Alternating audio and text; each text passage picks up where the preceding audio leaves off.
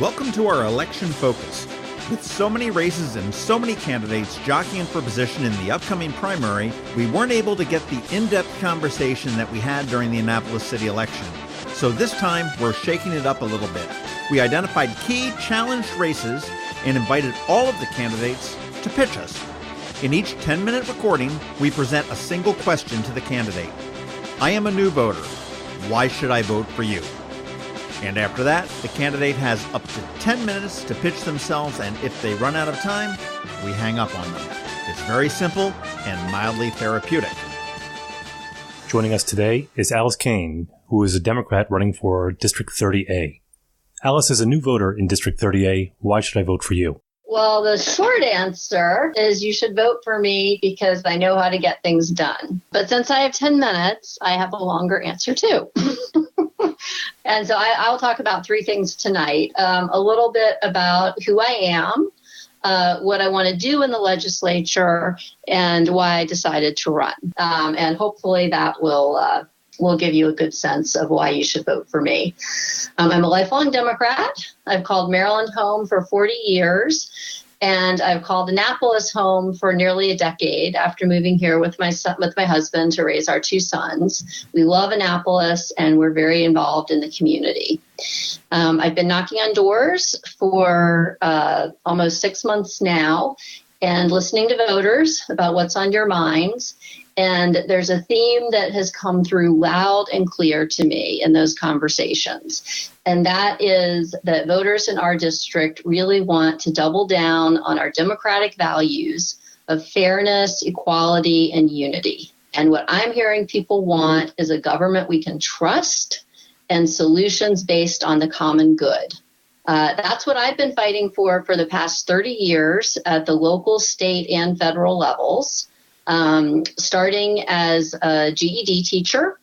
I also worked at the Children's Defense Fund in the Clinton administration, and I worked for a decade for two of the most progressive and effective members of Congress in history, Senator Paul Simon from Illinois and Congressman George Miller from California, who was one of President Obama's closest allies on Capitol Hill when he was chair of the Education and Labor Committee.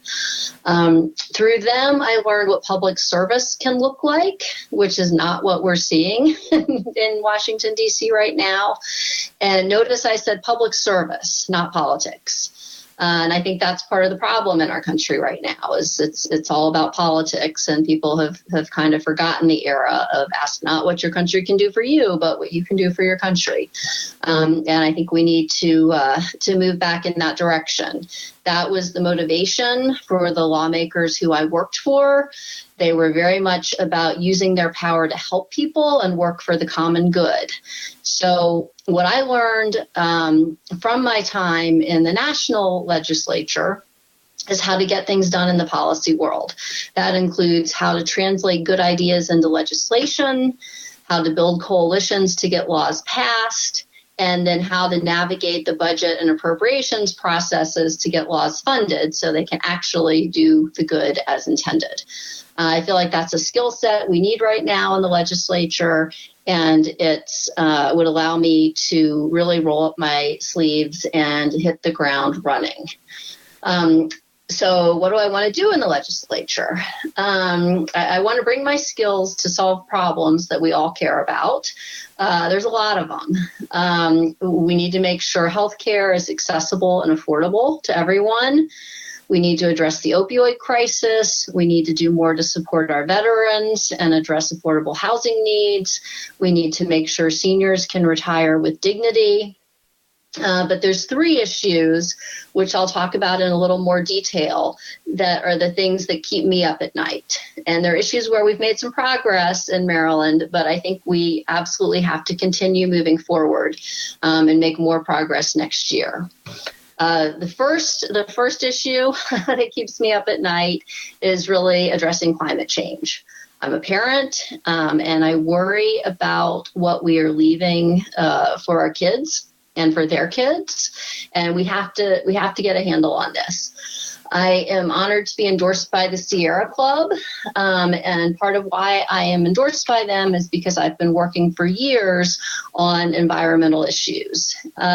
Some priorities for me are restoring the bay, starting with building the oyster population, preventing overdevelopment, including getting the Forest Conservation Act updated and across the finish line this year to do more to protect our forests and green space. We have to do more to address pollution, including banning styrofoam across the state, reducing pesticides and plastic bags that are polluting our oceans, and also making sure Maryland is part of the coalition of states that's fighting back against the Trump administration's rollback of emission standards. I testified last week before the city council on the styrofoam ban. And I think that's a place where we can make a lot of progress. I also support the Clean Energy Jobs campaign, taking that to the next level, which will advance our wind and solar energy economy and create jobs in the state. Win-win. The second issue that keeps me up at night is building an economy that works for everyone. And the only way to meet that goal over the long term is to prioritize our public schools. I've been fighting for our public schools for over 30 years. And one of the highlights of my work that I'm very proud of, actually, is helping write a law signed by President Obama that brings $250 million new federal dollars to Maryland public schools each year. Because of my record on education policy, I've been endorsed by both of President Obama's secretaries of education, who I worked closely with when I was on Capitol Hill. I'm also endorsed by Dr. Lillian Lowry, who was Governor O'Malley's superintendent of Maryland public schools back when Maryland schools were number 1 in the country. We've now dropped to number 6. And I've also been endorsed by more public school teachers than I can count. And I will say those are my favorite endorsements of all. I am a public school parent, and I serve as a commissioner on the Annapolis Education Commission. So I spend a lot of time in our local schools, and I know their needs well. I've been testifying before the school board, the city council, and the county council for about 9 years, which is as long as I've had kids in our public schools, about a whole range of issues. Reducing overcrowding. My son has 38 kids in his math class. I don't know how that's setting his teacher or him up for success.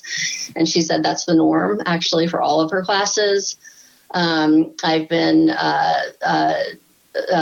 trying to lead efforts to keep our students safe. There's some issues, including but not limited to preventing gun violence in our schools. And I've also been working to provide better pay for our teachers. Our teachers locally are paid quite a bit less than teachers in neighboring counties, and we lose a lot of them because of that. I'm really excited to do my part when the Maryland legislature tackles a major new law next year that's designed to build a world-class education system in Maryland. This law has been about 2 years in the making. I've testified before a commission that's working on it. I've organized teachers to testify. The focus of our testimony has really been around improving equity and making sure that we're putting resources, more resources towards kids who have the least. And there's a long way to go there.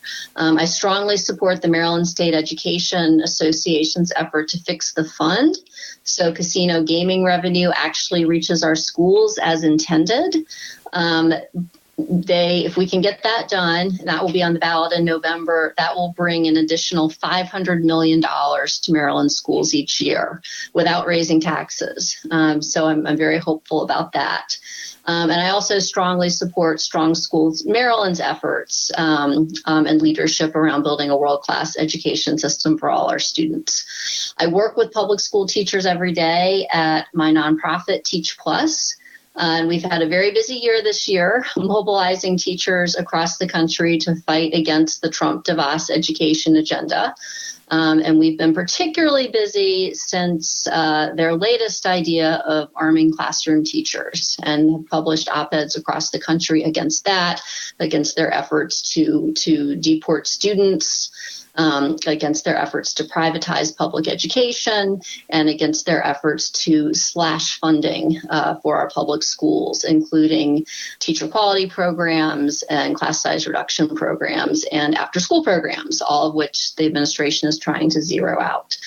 The third issue that really keeps me up at night, like many other parents, is the issue of preventing gun violence in our schools and across our communities. We did make some real progress this year in the legislature with the domestic violence bill, the red flag bill, and the bump stock ban. But we've got a long way to go. And I'm very proud. I was awarded a candidate of distinction for Moms Demand Action Against Gun Violence in Maryland. I've spent a lot of time talking with them about next steps, about what our state needs to do. And I am very committed to. For more information about Alice Cain, who is running for Maryland House of Delegates, District 30A, visit her website at alicejcain.com. That's ALICEJCAIN.com.